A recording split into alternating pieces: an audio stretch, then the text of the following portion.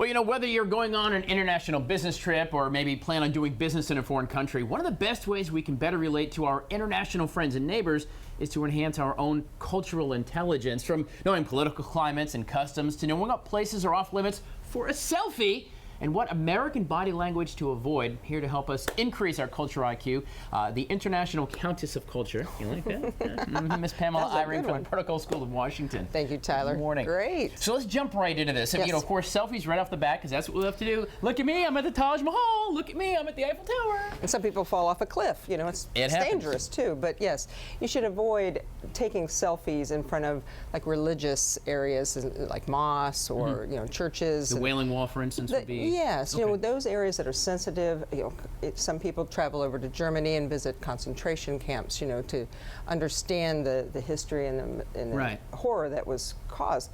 And by taking a selfie in front of it, it's very insensitive. Okay. What about tipping? I mean, tipping, we all try to do that. In America, everybody's got their hand out. That's what we do.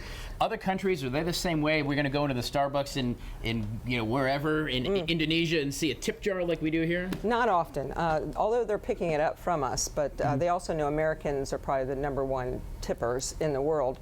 And the reason for that is that's because that's how we pay people for great service, where over there it's a lot smaller. It might be more of like a 10%, where we're 18 to 20% with food, with servers. Okay. So you don't check out the customs of that country before you go, because you might save a few dollars.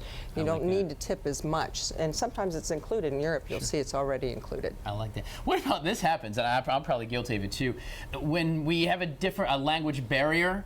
For some reason, if I say it a little louder, I think you'll understand English better.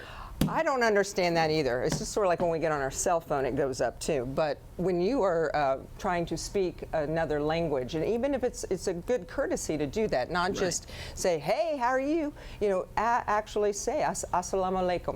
You know, learn some of their language, but speak the language of the country versus making others try. of the country. It's small bits, but even if someone is trying to talk English to you, slow it down and listen to them, and then help them by responding. So if they're not understanding you, slow down and go, I'm sorry, let me try again. So it's slower, not louder. Slower, not louder. Exactly. All right. And real quick, the other thing is gestures, although sometimes driving, that's not good. There you go. There are other things we do here in the United States.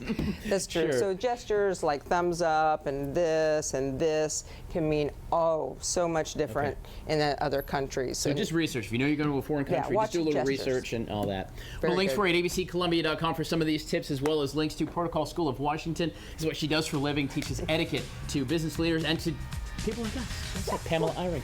Guys, stay with us. We are coming back. We're coming back.